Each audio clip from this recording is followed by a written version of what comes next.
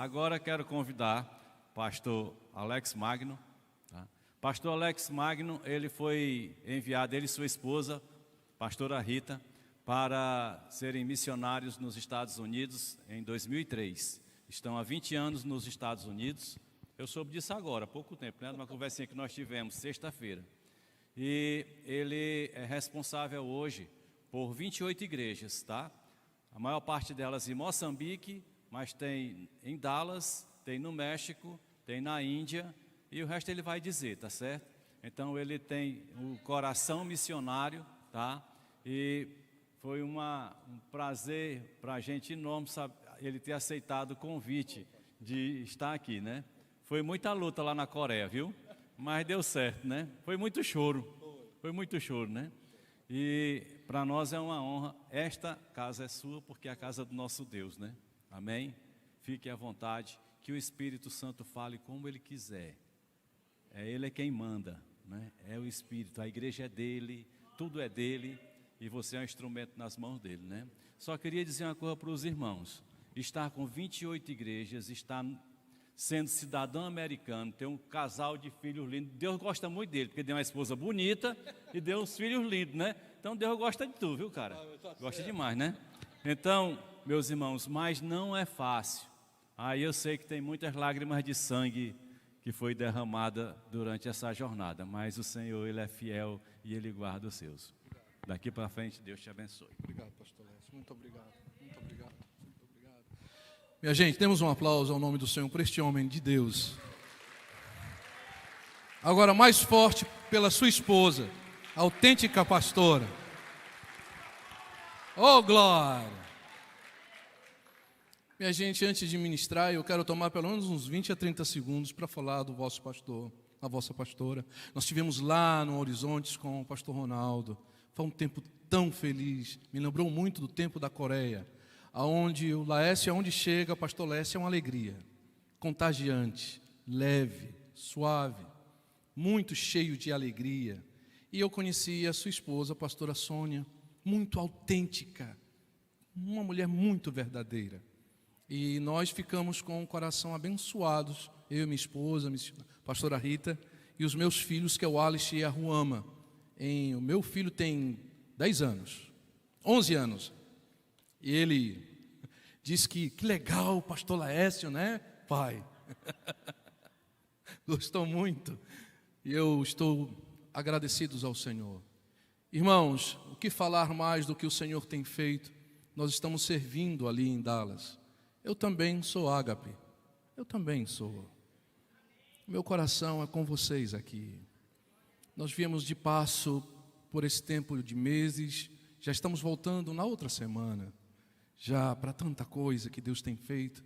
E o Senhor nos tirou aqui de Fortaleza ainda adolescente. E corremos ao redor do mundo só na implantação de igreja e pastoreio. E depois de 10 anos esperando a minha princesa, ela aqui e eu fora, nós nos casamos. Mas não é um encontro de casais para eu falar desse amor, mas eu vou falar do amor de Deus que nos faz igreja. E eu queria começar dizendo para você que vai ter casamento. Você não ouviu muito bem isto. Irmãos, eu não vou usar de métodos que nós conhecemos, mas é tão bom de vez em quando a gente soprar. Vai lá, sacode o teu irmão e diz: vai ter casamento.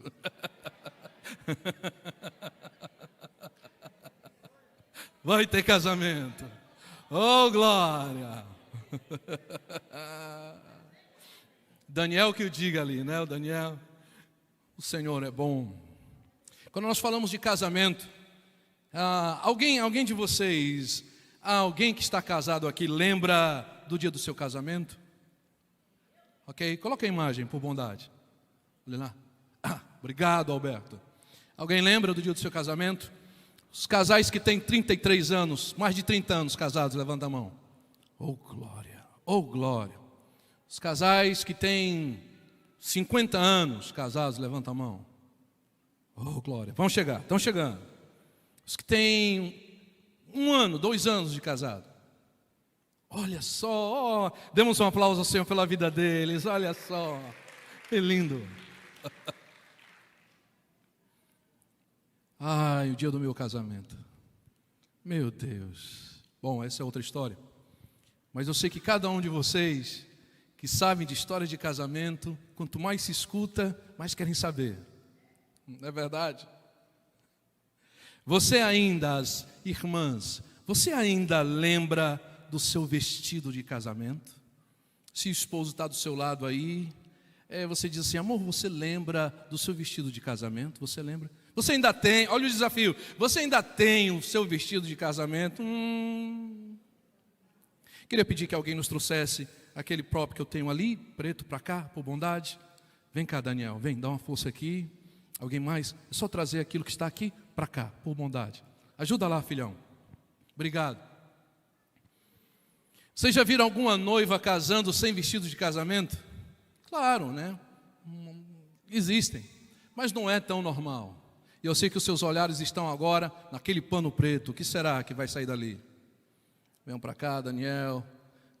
Daniel. Coloque bem aqui, Daniel, para mim, por bondade. Obrigado, Daniel. Obrigado. Pode deixar aí. Obrigado.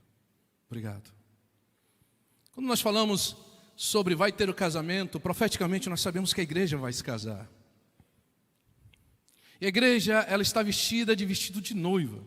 Eu, pastor, homem, sou chamado de noiva. Filho, noiva não é o contexto feminino, é o contexto do relacionamento. O Senhor chama a igreja de noiva por causa do relacionamento perpétuo, unido a Ele. Aleluia. Mas quando nós falamos de vestido, eu, pela primeira vez, trouxe esse vestido.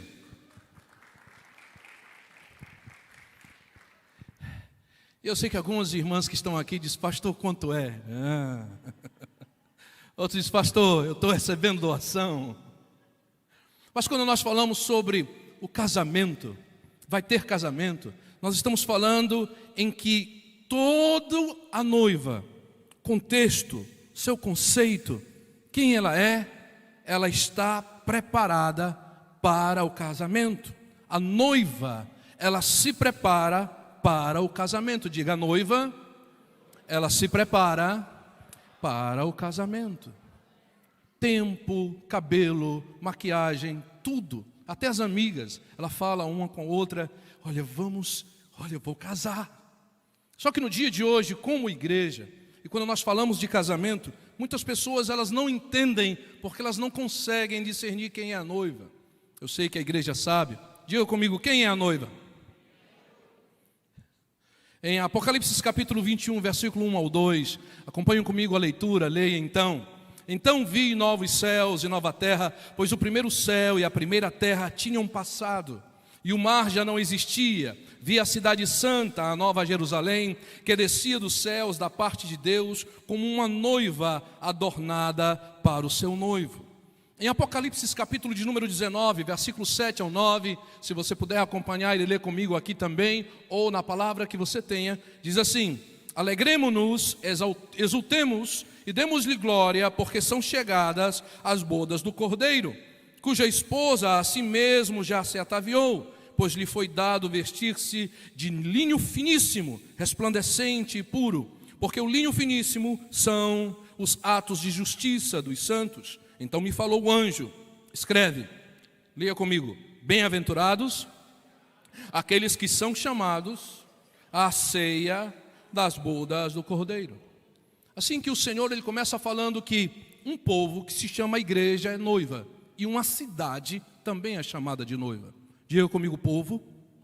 Diga comigo, cidade. Dois elementos fortíssimos. Ele fala que a igreja é a noiva, e ele fala que a cidade é como a noiva.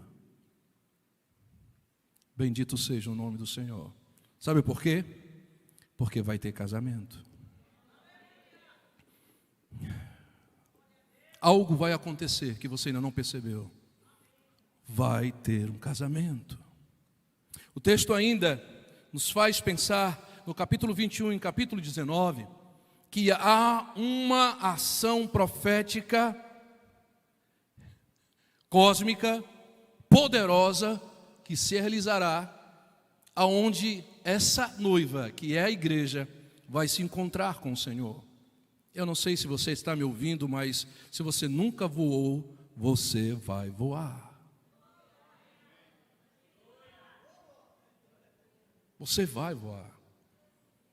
Agora, quando você sabe essas coisas, o que muda na sua vida? A conta do celular que tem que pagar, as prestações do carro, prestações da casa, cartão de crédito que você está até o pescoço para pagar, uma doença, seguro de saúde, a fila que você está esperando para ser atendido. Por que você anda tão preocupado, tão aflito, tão ansioso? Se você sabe que vai ter um casamento e você vai voar. O Senhor diz, quando nós pensamos disso, gera consolação. Quando nós pensamos disso, gera esperança. Quando nós pensamos nisso, nos alimenta a fé. Quer um remédio para a solidão? Pense no casamento que vai acontecer. Comece a pensar no casamento. Comece a imaginar. Nosso irmão Gilberto estava aqui agradecido, chorando, com toda a licença.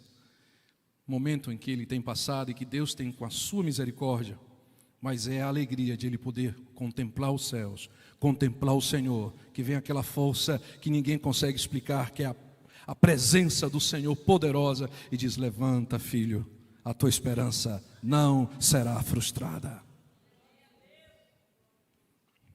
Diga comigo: a noiva não se prepara para si mesma, e sim para o noivo.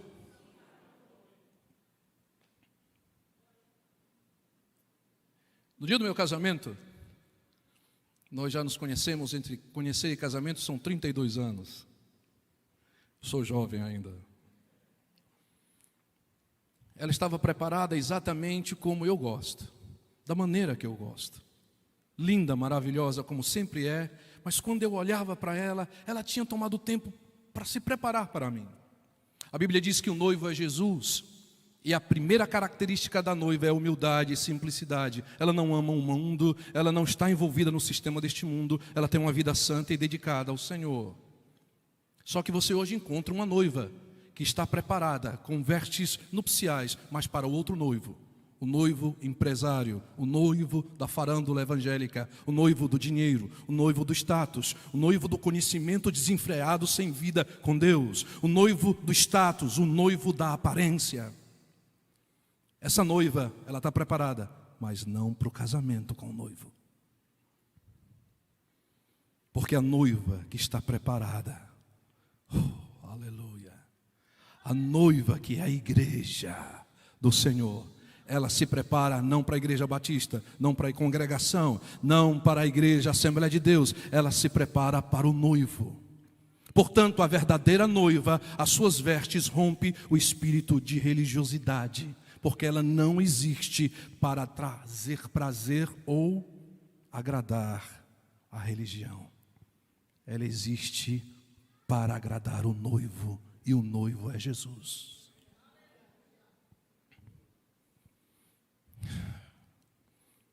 Veja essa fotografia. Diga comigo: buquê. Bom, quando nós compramos esse vestido, minha esposa foi buscar esse vestido. É um vestido caro, irmãos, mas nós conseguimos num preço. É um vestido fino e caro, mas conseguimos num preço. O buquê são certos adornos que o vestido tem. Muito difícil uma noiva que se vai casar não tenha um buquê. Diga comigo: buquê. Esse é o adorno. Você olha para o vestido e você diz: ela está preparada porque ela tem um buquê. Diga comigo: véu. O véu, em outras culturas, como na África, nós sabemos, eram usados em rituais de feitiçaria. No texto da palavra, no Antigo Testamento, nós vimos o véu, que era uma proteção até a ação feminina da mulher, a reserva, a honra, a conduta. É um adorno. Qual é o adorno do vestido da noiva? Vocês ouviram no pastor Laércio uma série de mensagens poderosas sobre o adorno. Eu não vim falar o que é do adorno, eu queria falar para você que se não tiver algo neste vestido, este algo não permite que a noiva entre no casamento. Vai ter casamento, diga comigo: vai ter casamento. Aí estamos aqui, o noivo. Quem vai casar nos próximos meses? Levanta a mão. Quem vai casar? Levanta a mão forte aí, Daniel. Daniel vai casar. Já pensou, Daniel está aqui para casar e a sua noiva entra, o vestido todo rasgado, a maquiagem para lá, os cabelos para lá. Daniel vai dizer, você está linda. Ele a ama. E ela vai dizer lá da porta, eu te amo, Daniel. E ele vai dizer, eu também te amo. Só que ela não está preparada para o casamento. Porque o seu vestido não está preparado. Então, o amor existe, mas o casamento ainda não. Porque o seu vestido, ela não está preparada para o casamento. Nós encontramos cristãos que são salvos, são batizados, amém? Mas as suas vestes estão todas manchadas com corrupção, com imoralidade sexual, com uma vida na igreja, uma vida no mundo, rasgada, totalmente, acham que dessa maneira vai soar a trombeta e eles vão subir. Todo o conhecimento que conhecemos de Deus, se não nos levar a uma vida dedicada a Ele, é um conhecimento religioso e não de Deus. Diga amém. Diga como se adorna a noiva para o noivo. Vocês ouviram do vosso pastor uma série de mensagens, ele dizendo alguns elementos do adorno, mas eu queria falar de um que é essencial, que se não tiver no vestido esse adorno, você não entra no casamento. Eu sou batizado, sou professor. Não se esqueça que um grupo de pastores estava entrando no céu. Mateus 7, verso 21 a 23. Lembram disso? Né? Vamos entrando. E Jesus, vocês vão entrar para onde? No céu. Por quê? Pregamos no teu nome, fizemos milagres, falamos em línguas, profetizamos, fizemos prodígios e maravilhas. E o Senhor fala até na raiz do latim, diz, calem a boca, eu não quero ouvir a voz de vocês, não conheço vocês, vocês dizem que são, mas por debaixo dos panos está um cheio de sujeira. Não querem. Eu sei quem vocês são, escondidos. Vocês não estão preparados para entrar no casamento. Têm vestes, mas não estão preparadas para o casamento.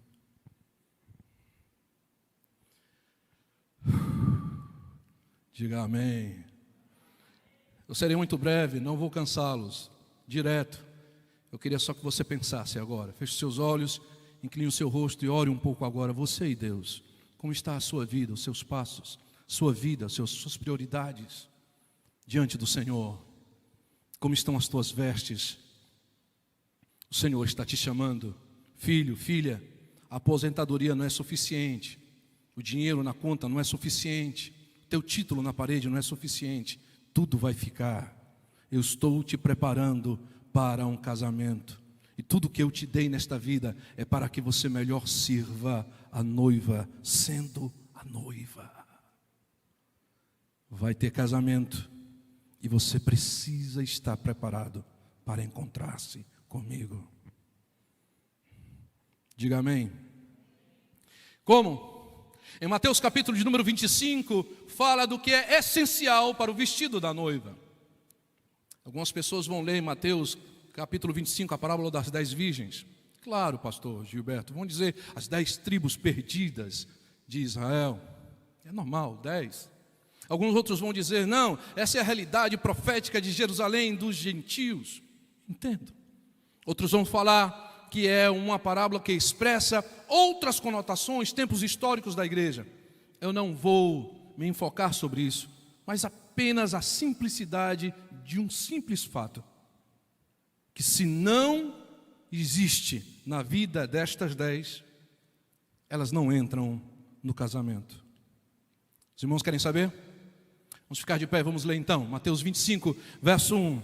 Eu vou pedir o Daniel, vou te afastar um pouquinho da tomada que vai vir para os teus braços, para você ficar aqui dando esses acordes bonitos ao meu redor, dessa canção Santo Santo, pois depois estaremos ministrando junto também. O reino dos céus, liga, o reino dos céus será, pois, semelhante a 10 virgens, que pegaram suas candeias e saíram para encontrar-se com o noivo. Versículo 2 ao 4, toda a igreja. 5 delas eram insensatas e 5 eram prudentes.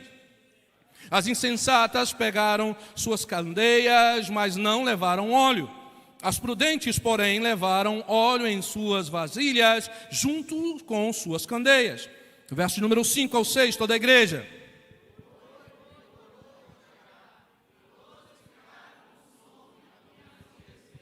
À meia-noite, o noivo saiam para encontrá-lo. Verso de número 7 ainda, leiam toda a igreja. Então todas as acordaram e prepararam suas candeias. Verso de número 8, toda a igreja. Dei-nos um pouco do seu óleo, pois as nossas candeias estão se apagando. Verso 9, toda a igreja. Elas responderam: não, pois pode ser que não haja. E para vocês, vão comprar óleo para vocês. Verso de número 10, a igreja.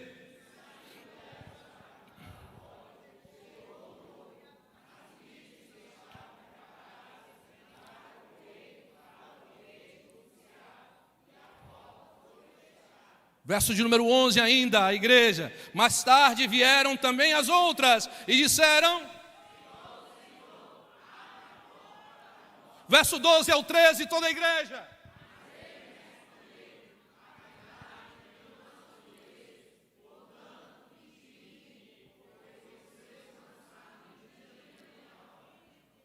Ocupe o seu lugar, por bondade. Minha pergunta para vocês, 10 mulheres, digam comigo, 10 mulheres, 10 damas de honra, convidadas para um casamento. O problema era que todas elas tinham azeite. Permita-me.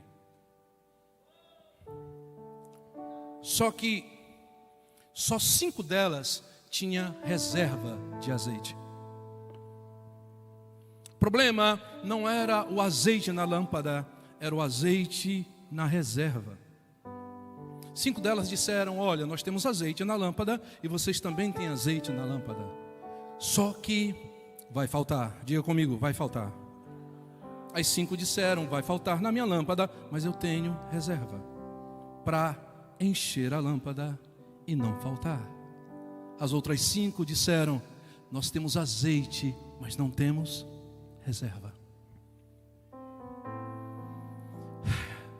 Elas eram insensatas não porque eram ignorantes.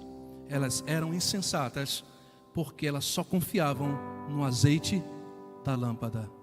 Elas não tinham reserva. Elas eram loucas, insensatas, absurdamente ignorantes. Não por causa do azeite na lâmpada, mas porque elas não tinham, digam comigo, reserva de azeite. O noivo estava se aproximando, ouviu-se a voz e dizia: ele está vindo.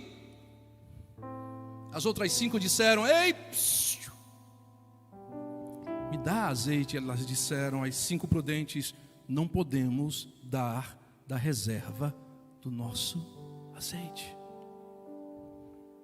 Então elas disseram: vamos comprar. E onde foi que elas foram comprar? No Carrefour?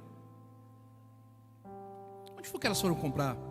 Essas insensatas que chegam na igreja cheias de teologia, cheias de tantas coisas lindas, e nós aplaudimos e somos tão felizes com isso.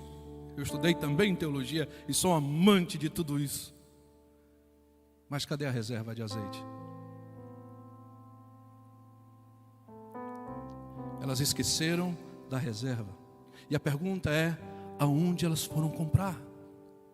Qual era o mercado que naquele tempo as mulheres iam para comprar azeite?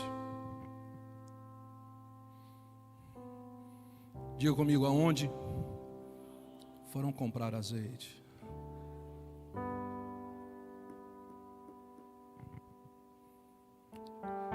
Diga comigo, Getsemane. O único lugar naquele tempo era um jardim onde tinha muitas pedras. Mostre a próxima, por bondade. Essas pedras, a pedra era chamada de Getsemane, e colocavam as olivas dentro dessa pedra e era moído.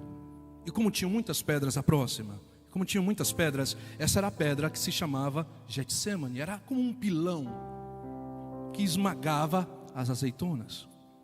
Como tinham muito dessas pedras, como é que se chamou o nome do lugar? Getsemane. Então a pessoa chegava ali e era lá que elas compravam e conseguiam azeite para a lâmpada. Não era um jardim de oração, mas se tornou um jardim de oração. Jesus transformou aquele lugar em um jardim de oração. Sabe por quê? Porque o seu ser foi esmagado para que se submetesse totalmente, como totalmente estava à vontade do Pai. Em Lucas capítulo 22, 44, 45, leia comigo. Estando angustiado, ele orou ainda mais intensamente, e o seu suor era como gotas de sangue que caíam no chão. Quando se levantou da oração e voltou aos discípulos, encontrou-os dormindo, dominados pela tristeza. As 10 estavam dormindo.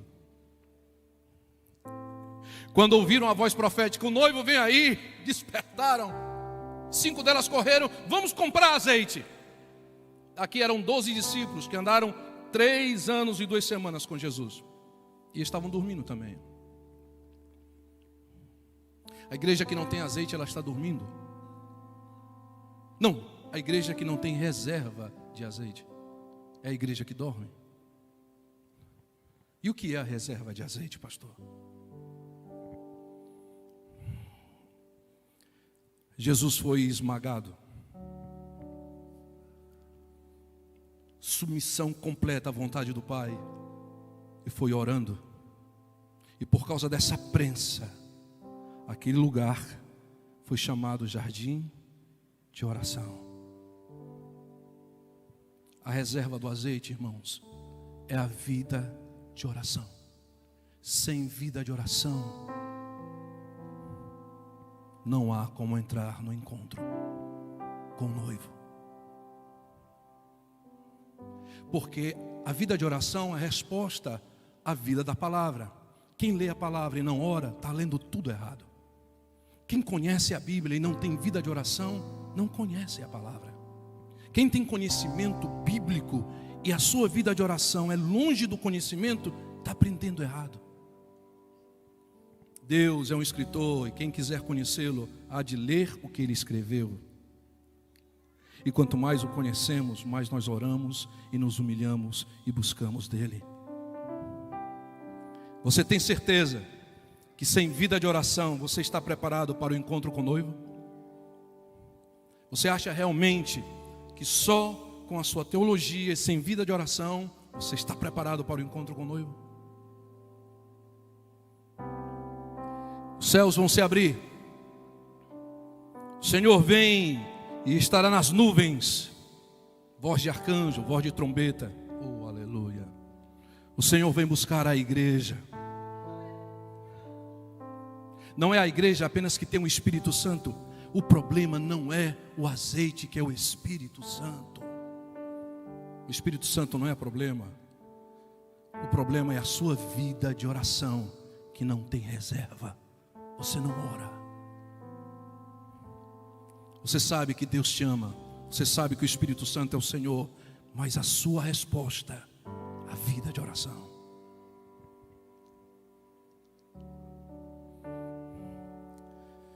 Pastor, o senhor está me incomodando. Foi por isso que eu vim aqui.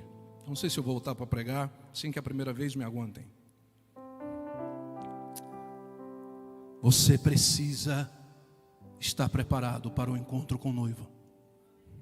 Você precisa de reserva de azeite. A reserva de azeite, quando o ego é prensado na oração, você se submete totalmente e dizer, não é do meu jeito. Você diz, seja feita a tua vontade, assim na terra como nos céus.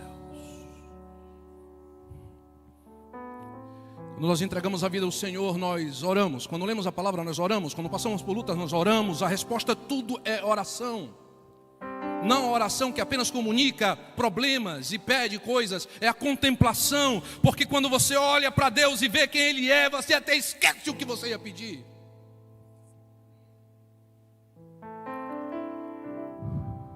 Você se sente um lixo quando você vê a grandeza da sua santidade.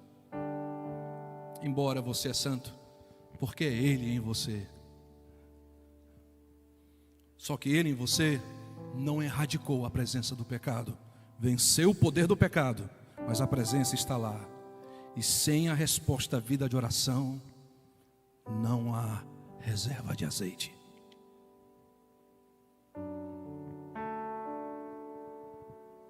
Diga: fogo e luz. Fogo e a luz da lâmpada são a palavra de Deus, nós sabemos disso. Salmo de número 119, verso 5: lâmpada para os meus pés é a tua palavra e luz para o meu caminho. Fique de pé comigo. O pavio da lâmpada é a fé. Mateus 12, 20 diz: não esmagará a cana rachada, nem apagará o pavio que fumega, até que faça vencer a justiça. É a fé que mantém viva.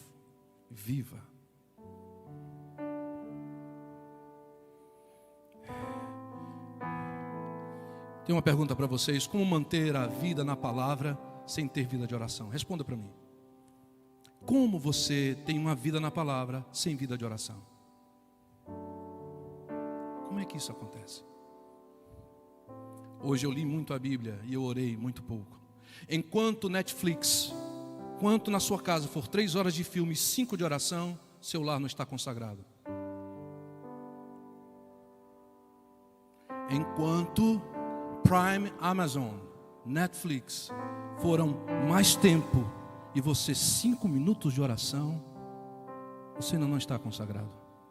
Porque quando você é a noiva e você sabe que vai ter casamento,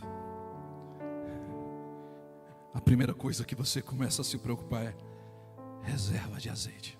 Eu preciso orar mais. O noivo vem aí. Eu preciso falar mais com Deus. E não é apenas a ação de recordar uma palavra de oração, mas é a leitura. Quando você lê a palavra, a resposta é vida de oração. Igreja, eu sei que vocês visitaram hoje e Deus vai curar você. Você que chegou com uma enfermidade, com uma dor, antes de eu orar, o Senhor já sabe, antes de você orar também. A oração não é dizer para Deus o que Ele sabe, é dizer para Deus o que Ele quer que você saiba.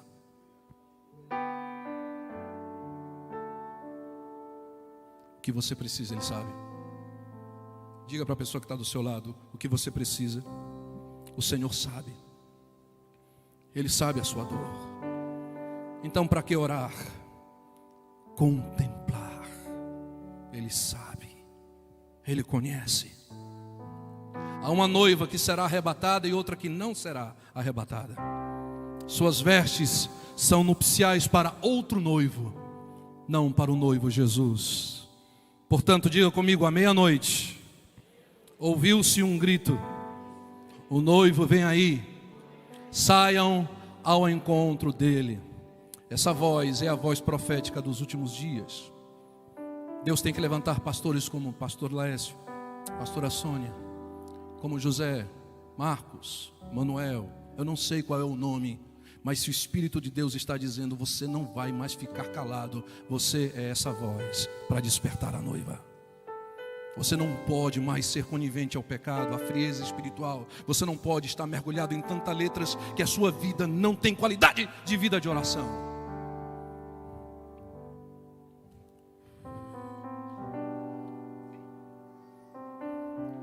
São 19h41 da noite. O que é que nós vamos fazer agora? O noivo vem aí. Ele está vindo. Você tem vida de oração? Não. Você tem o Espírito Santo? Tem. Aquele que entregou a vida ao Senhor recebeu o Espírito Santo, é Ele que nos convence. E de onde está a reserva da vida de oração? Era noite, minha esposa com dores de rins, nos rins, gemia de um lado para o outro. Chovia bastante em Dallas e fazia frio, e nós tínhamos, nossa filhinha era bem pequena. Domingo de manhã era escola dominical, eu tinha que trazer a palavra. Era quinta, ela gemia de dor. Era sexta, no sábado eu já não aguentava mais de vê-la sofrendo. A situação era bem difícil. Pertinho da meia-noite, ela do meu lado. Eu disse: eu não aguento, eu vou sair no meio dessa neve com a nossa filha e eu vou levar você ao hospital agora, eu não aguento mais ver. E para completar, houve um apagão, tudo escuro. Eu disse: Senhor. Então eu comecei a chorar. Deus começou a esmagar mais ainda o meu ego, e o que caía dos meus olhos eram lágrimas, mas espiritualmente era azeite.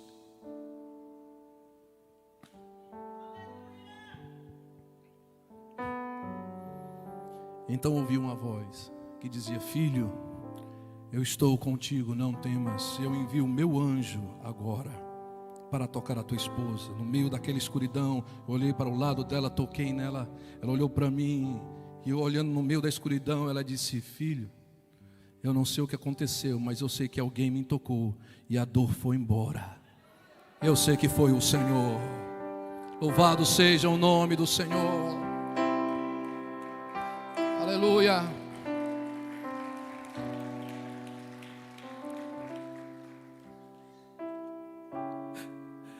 Ai, queridos,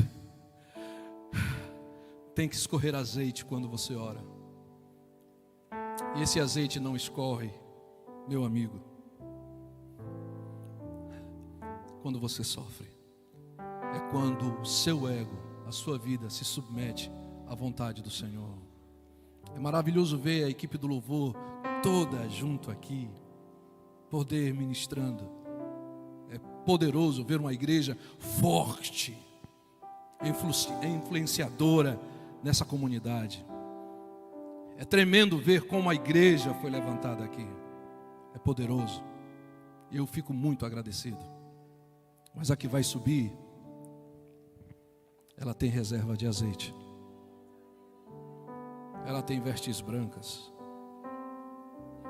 Ela não tem mancha. E eu olho com o olhar daquele apaixonado pela igreja e digo: vocês estão de vestes brancas. Mas se você olhar nos olhos de Jesus agora, como estão as tuas vestes? Se você olhar agora nos olhos de Jesus e Ele mostrar o reflexo das tuas vestes, tem reserva de azeite.